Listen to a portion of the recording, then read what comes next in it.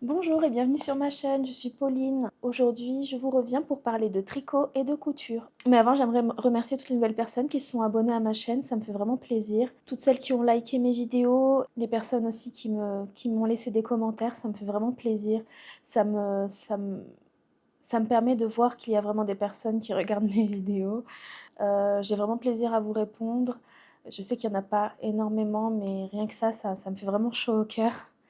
Je prends aussi les commentaires pour m'améliorer, c'est toujours un plaisir de d'avoir des retours et de savoir un petit peu comment orienter mes vidéos, au mieux, pour m'améliorer et améliorer, la qualité de ces vidéos.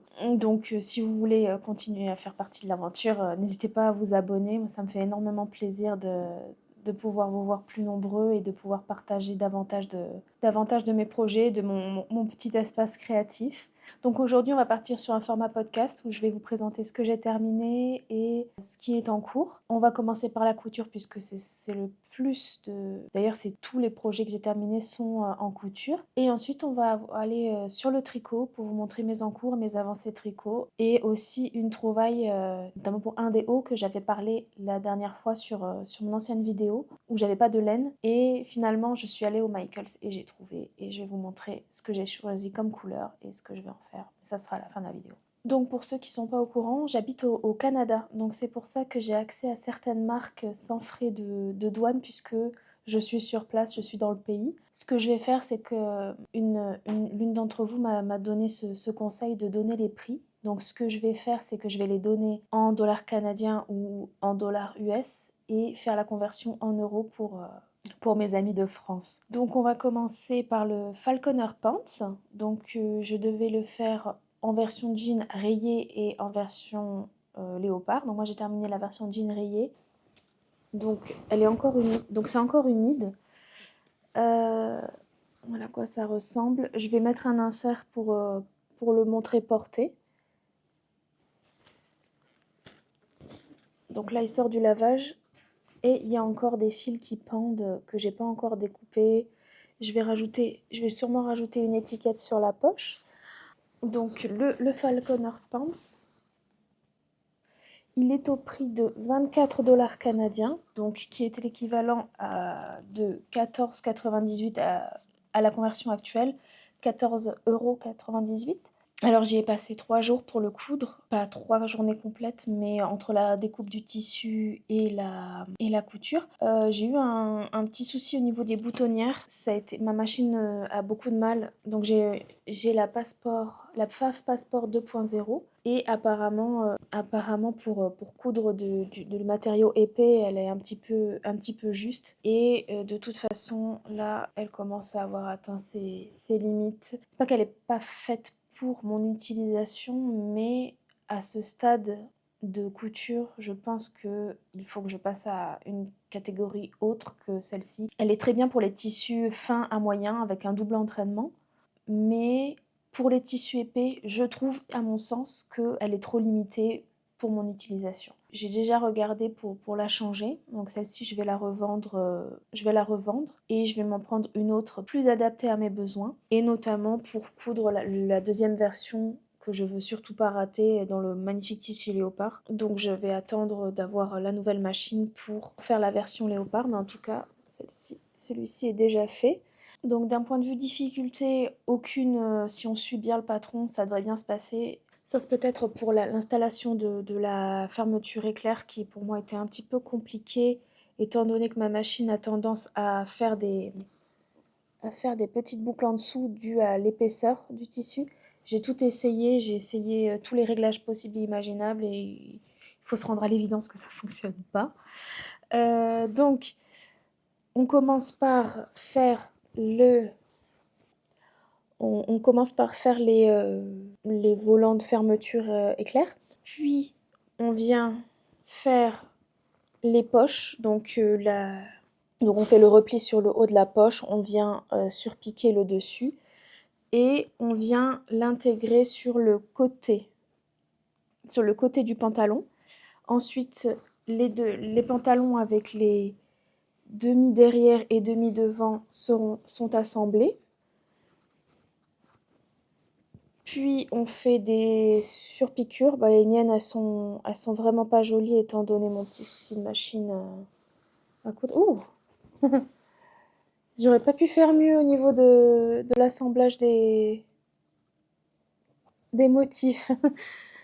Ensuite, on vient, on vient placer les petites anses à la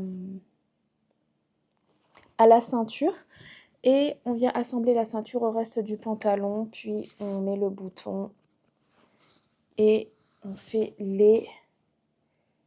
oh, j'ai un trou. On refait les... et en bas là. Voilà, un gros trou de mémoire.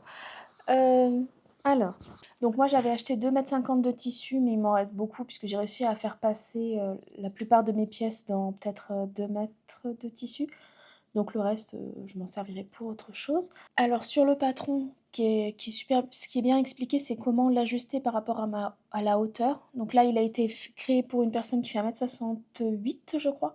Et moi, je fais 1,60 m. Donc il y a deux endroits pour rétrécir le tricot. Donc au niveau de la fourche, je crois. Enfin, au niveau du haut au niveau du haut du patron et au niveau des jambes. Donc ça explique comment réduire par rapport à sa taille. Donc j'ai pu faire un pantalon pour une fois qui n'est ni trop grand, ni trop petit, ni trop serré, ni pas assez serré. Il est vraiment pile poil bien sur ma morphologie. Alors par contre, il faut bien prendre ses mensurations. C'est vraiment important de ne pas prendre la taille qu'on fait dans le commerce, surtout pour ce patron-là, puisque ça diffère vraiment d'une taille à l'autre et d'un patron à l'autre. Et celui-ci, je trouve qu'il est taillé, il faut bien regarder. Et le patron est disponible en français et en anglais. Donc celui-ci, donc c'est vraiment un super modèle que j'ai adoré coudre et que j'adorerais coudre à l'avenir sur une meilleure machine parce que là, j'ai vraiment eu beaucoup de difficultés sur la machine. Et je pense que si j'avais continué à coudre sur du denim, la machine ne fonctionnerait plus. Elle a eu des gros problèmes. On passe au prochain patron qui est la Henrietta Skirt de Spaghetti Western Sewing. Donc c'est un patron à 12 $ US qui est équivalent à 10 euros. Donc c'est un patron pas très cher. En même temps, c'est une jupe qui est pas très compliquée. C'est des rectangles pour la plupart. Donc voilà. Donc elle est encore humide. J'ai tout nettoyé aujourd'hui pour pouvoir couper les fils, après. Alors j'ai fait une deuxième couture sur l'élastique pour éviter qu'il bouge, mais du coup ça a vraiment élargi la ceinture. Donc bon, je pense que ça m'ira quand même, hein, on va pas non plus cracher dessus, hein. Alors c'est une jupe avec panneau devant et derrière, et sur les côtés il y a comme un yoke. Je sais pas si on peut bien le voir. Il y a un yoke et les côtés sont froncés jusqu'en bas. Ça donne un effet un peu western, hein, comme le nom l'indique. Elle est vraiment incroyable cette jupe. Point de vue tissu, j'ai acheté 2,50 m et absolument la totalité y est passée. Notamment parce que s'il y a des grands panneaux à froncer dedans et en fonction de la largeur de l'aise, ça consomme pas mal. J'ai pas dit le jean juste avant rayé, je l'avais acheté sur Etsy. Là, c'est du Blackbird Fabric, donc qui est au Canada, mais comme je suis au Canada, je paye pas de frais de douane. Je crois que depuis qu'il y a eu un problème avec l'histoire entre le Canada et les États-Unis par rapport aux taxes, ils avaient coupé plus ou moins les livraisons à l'international. Possiblement que ça va réouvrir, mais je sais qu'à la base, ils livraient aussi en France, faire à suivre. Donc là, il s'agit d'un lin Vichy bleu foncé et bleu clair. Il est assez épais. Donc pour ce tissu-là, il donne vraiment un effet très volumineux. Je pense que si j'en refais une, je le ferai en tissu un peu chemise, en coton assez léger et fin, pour avoir quelque chose de moins lourd sur le bas du corps. J'ai mis une petite étiquette aussi dessus que je trouvais vraiment mignonne avec un petit cœur. Celle-ci c'est de la marque, je sais plus c'est quelle marque mais je vais la mettre en insert. En comptant la coupe, la découpe du tissu et la couture, j'ai pris peut-être 1h30 à la coudre. Vraiment, elle est ultra simple, vraiment.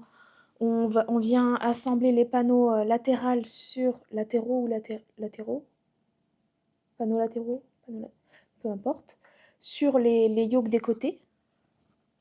Donc, au préalable, on les aura froncés. Et ensuite, les panneaux latéraux sont assemblés avec le panneau de devant et le panneau de derrière. On vient faire la ceinture en haut, on met l'élastique et on surpique l'élastique pour qu'il tienne en place. Et ensuite, on fait les ourlets. C'est ce mot-là que j'ai cherché, les ourlets en bas. Donc c'est un patron extrêmement simple, bien expliqué, imagé, bien mis en page. Il est en anglais, mais avec les images, on peut largement s'en sortir, même si on ne parle pas anglais. Même c'est sûr et certain qu'on y arrive. C'est probablement une jupe que je referai puisque ça change un petit peu des jupes à volant habituelles, classiques, comme celle-ci. Comme celle-ci par exemple que j'avais faite avec un grand panneau en haut, puis avec des volants en bas, donc qui est une jupe avec des rectangles. Ouf, je vois qu'il y a plein de fils qui dépassent. Je la porte souvent celle-ci, mais à refaire, je réduirai un peu parce que il arrive pile à un endroit que quand je rentre dans ma voiture, j'ai toujours peur de la craquer. Donc je réduirai peut-être à ce niveau-là. Et puis après mettre le volant. Un coton Vichy bien banal que j'avais fait. Et il est vraiment léger. Il est, il est très agréable quand il fait super chaud, notamment pendant les canicules. D'ailleurs, je pense à vous pendant la canicule. Ici, il pleut. Il fait chaud, mais il pleut, donc ça va à peu près. Mais je sais qu'en France, c'est assez intense. Donc, le prochain projet, donc là, il est pas, il est encore un peu humide et puis il a été écrasé par les autres projets, donc il n'est pas hyper, il est pas repassé en fait, il est hyper fripé. Donc c'est la Clobia Skirt, donc que j'ai fait dans ce tissu-là. Donc c'est un coton très léger, hein.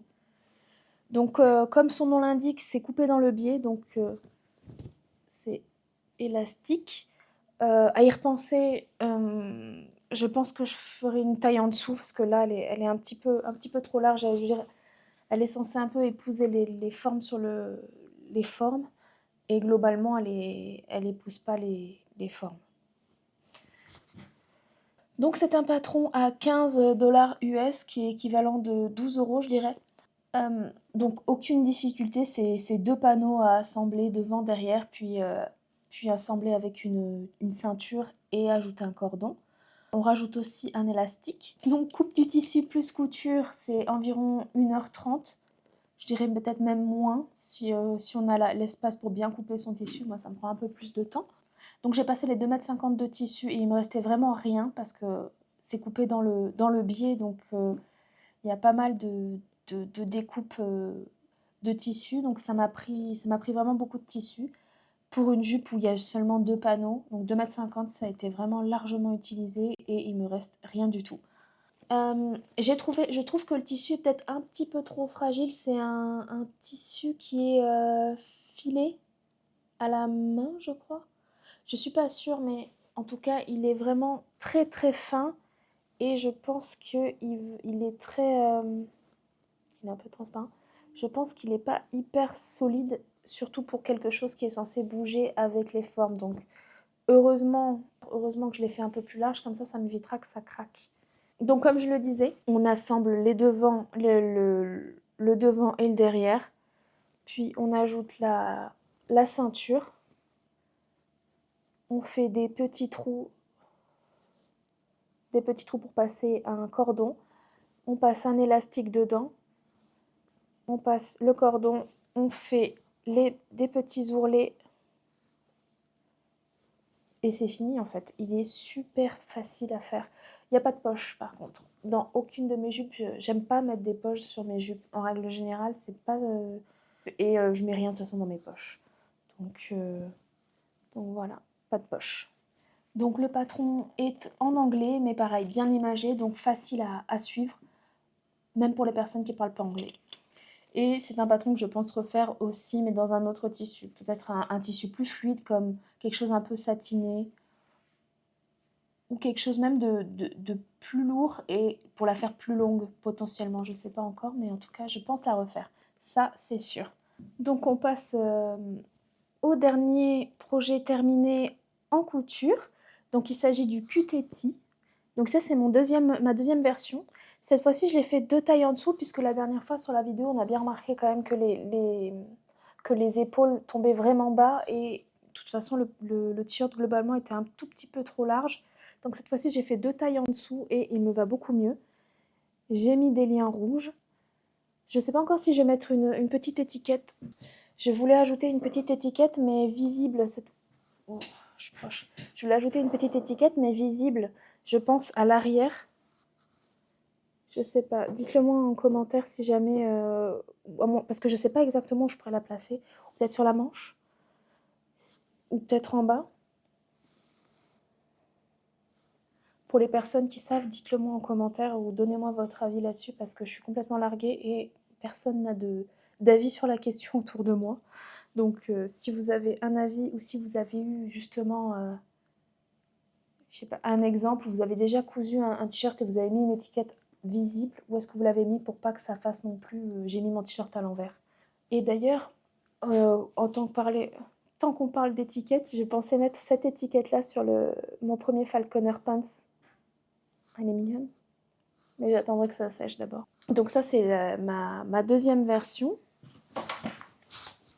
Et ici, on a la première version rose en 2 tailles au-dessus, mais on voit que que ça m'arrive beaucoup trop bas pour le modèle de t-shirt. C'est le même tissu d'ailleurs qui vient de chez Club Tissu, c'est un jersey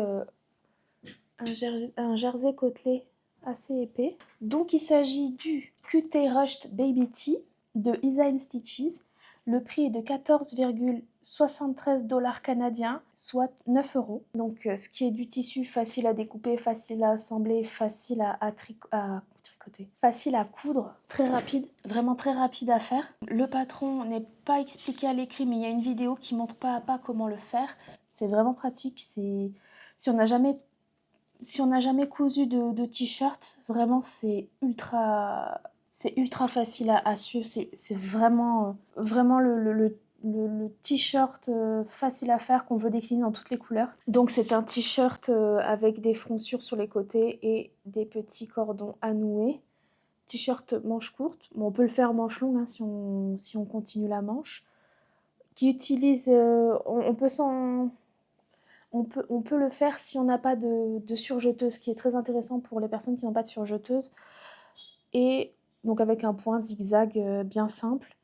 Et tout est ultra facile à faire. Bon, moi j'ai utilisé quand même une surjeteuse. C'est vraiment super rapide et c'est ce genre de projet où quand on le fait et qu'on le termine vite, on est fier de nous.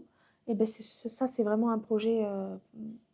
pareil, moi je sais que quand je l'ai fait, j'étais vraiment fière de moi une fois de l'avoir fait. Et quelque chose que je porterai tous les jours. Au lieu d'acheter des shirts du commerce, ça m'a réconciliée avec la couture du jersey parce que j'avais un petit peu peur de cette matière au début, puis au final, c'est ultra simple. Il faut juste avoir la patience et suivre la vidéo pas à pas. Par contre, ce que j'ai remarqué, c'est que le patron manque peut-être un petit peu de détails, comme l'ajout de la minette au niveau des épaules pour éviter que le t-shirt se déforme au fil du temps. Je trouve que c'est important de rajouter la laminette et ça aurait été intéressant de le rajouter dans le patron ou de le mentionner quelque part, même si c'est pas dans la vidéo du pas à pas. Donc j'avais 1,50 m de jersey. Je pense qu'il demandait bien 1,50 m de jersey. Je crois que je l'ai fait passer dans 1 mètre en découpant en pliant mon tissu petit à petit pour avoir tout sur les plis. En 1 mètre, je crois que c'était fait. Et j'ai ajouté des billets de jersey que j'ai repassés et ensuite que j'ai roulotés. Donc normalement, le billet est censé être plié en deux, oui, avec 2 plis sur les côtés, comme ça. Et quand je l'ai repassé, après je l'ai rouloté et c'est devenu des cordons. Ça m'a évité surtout de devoir le coudre. Et il n'est pas très élastique, mais voilà à quoi ça ressemble. Ça se voit pas en soi que c'est pas cousu, que c'est pas un vrai cordon comme l'autre. L'autre a été vraiment cousu et y a pas de, on le voit pas. Bon, sauf là, il y a 2 antennes. Mais donc je sais pas si on peut les voir côte à côte. Donc ça c'est la première version, ça c'est la deuxième version. Et je pense peut-être même faire une version avec du jersey blanc, tout simple. Et je pense même que je peux l'adapter pour ne pas avoir même les cordons, juste reprendre le devant, le derrière. Ici, comme on a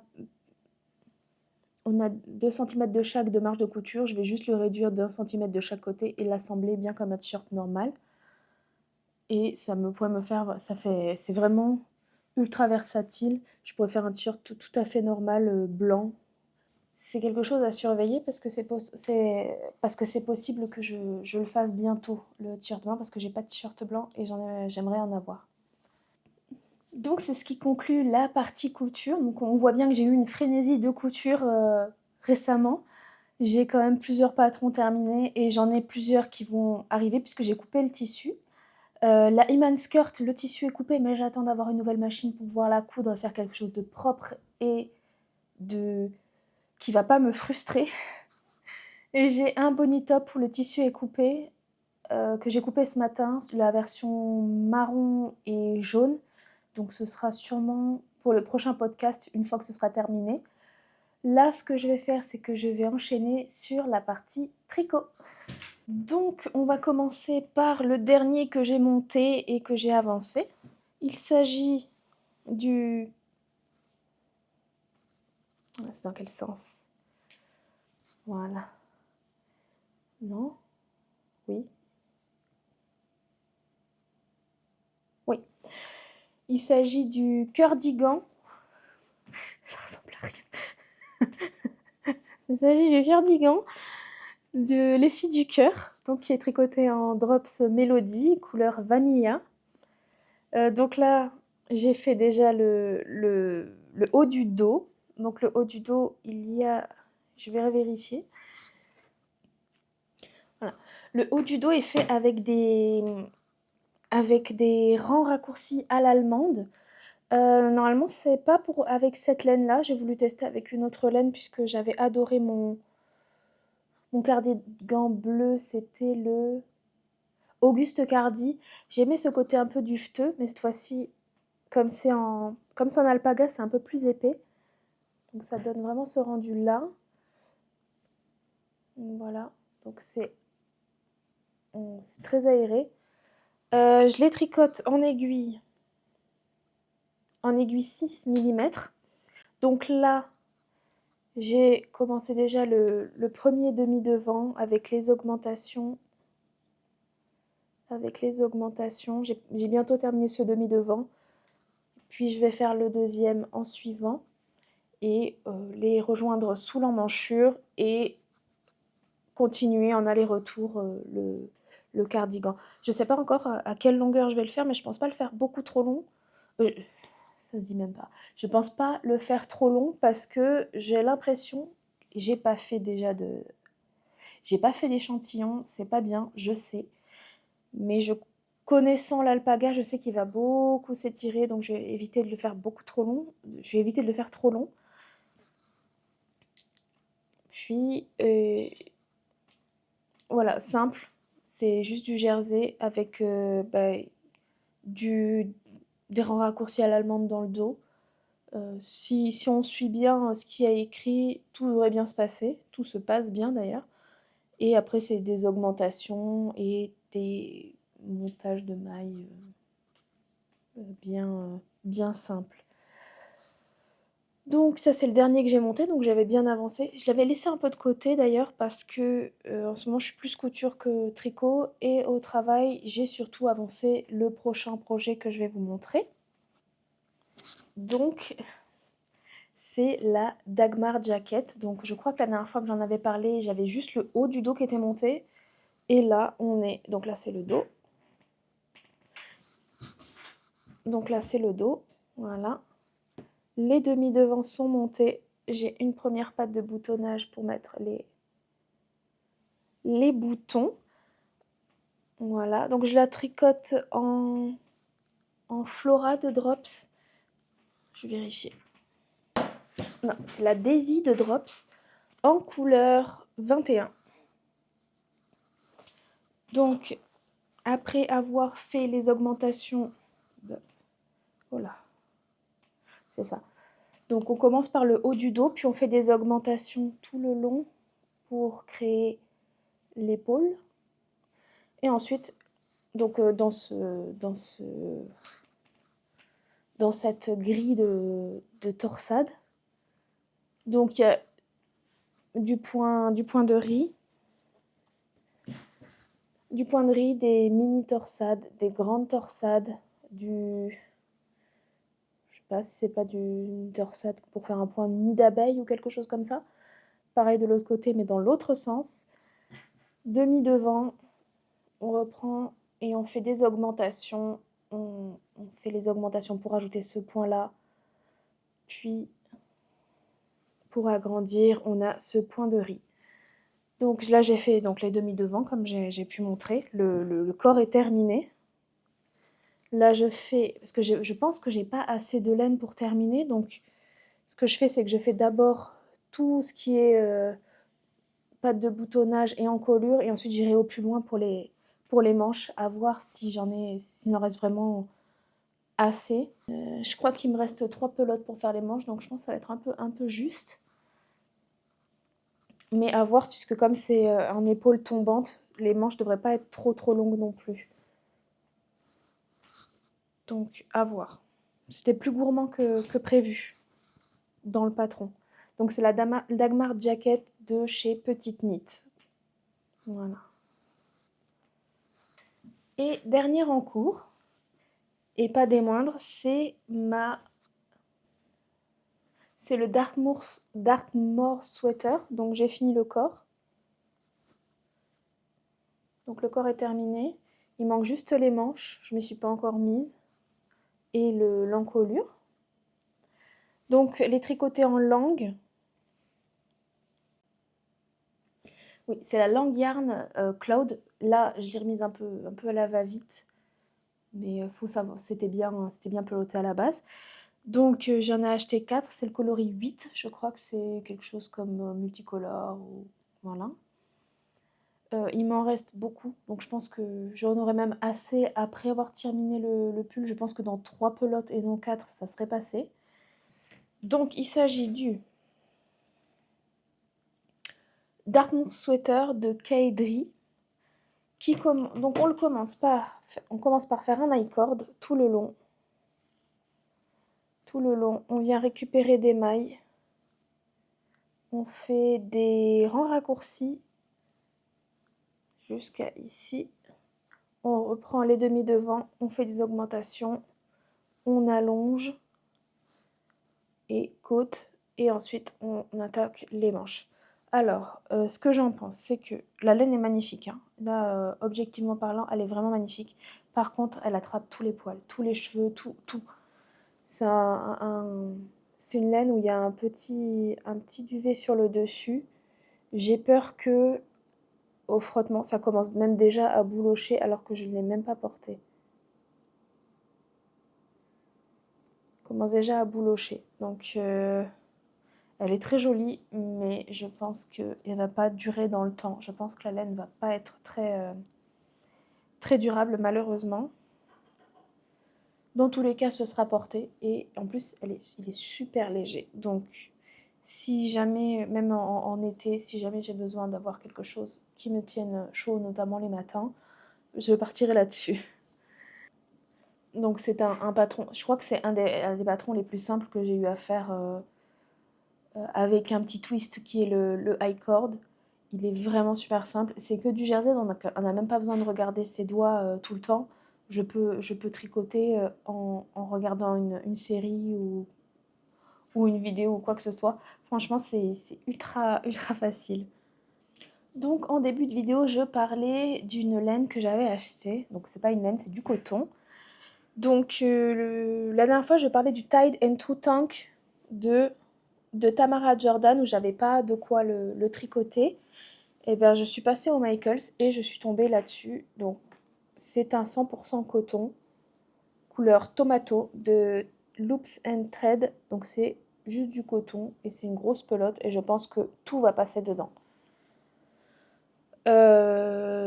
Alors en général, j'aime pas trop tricoter du coton, mais celui-ci m'a l'air, ma foi, pas trop désagréable à voir au porté. Parce que la dernière fois que j'ai tricoté quelque chose en coton lin, c'est du coton lin de chez Drops, c'était un t-shirt et je pouvais juste pas le porter. Je le trouvais trop lourd, trop, pas collant, mais il me plaisait pas. Mais après, c'était un t-shirt avec un yoke, ce que j'ai offert d'ailleurs, mais à voir. Ça m'a coûté, comme j'avais moins 30%, donc la pelote hors taxe fait 16 $ et quelques, mais moins 30%, donc je crois que je l'ai payé quelque chose comme 13 $ avec taxe. Voilà, couleur tomate, tomato. Il y avait d'autres couleurs, donc si jamais je l'apprécie, peut-être que je tricoterai d'autres choses avec ça. C'est vraiment un bon compromis vu que c'est pas très cher et au moins je pourrais tester ce que ça donne. Voilà. Donc j'ai fini de vous présenter tous mes projets terminés et mes projets en cours. Donc il n'y a pas de projet terminé en tricot puisque je me suis beaucoup investie dans la couture récemment. Je pense que je vais terminer le Dartmoor sweater pour pouvoir attaquer, j'espère, la paire de chaussettes avec les petites fraises. Parce que là, j'ai très envie de tricoter des chaussettes, même si il fait super chaud. Et au niveau de la couture, je vais attaquer, je pense cet après-midi, le Bonnie Top. Mais je vais faire le Bonnie Top en suivant sur la machine à coudre. Et peut-être que la prochaine vidéo, je pourrai vous présenter ma nouvelle machine à coudre, espérons, croisons les doigts, parce que c'est pas quelque chose qu'ils ont en stock. J'ai choisi la Janome. J'ai choisi la Janome 6700P. J'espère pouvoir la garder au moins 50 ans, au moins, parce que je pense que je partirai dans ma tombe avec. J'espère pas. Pour le prix. Pour le prix, franchement, j'espère qu'elle va me durer toute la fin de ma vie.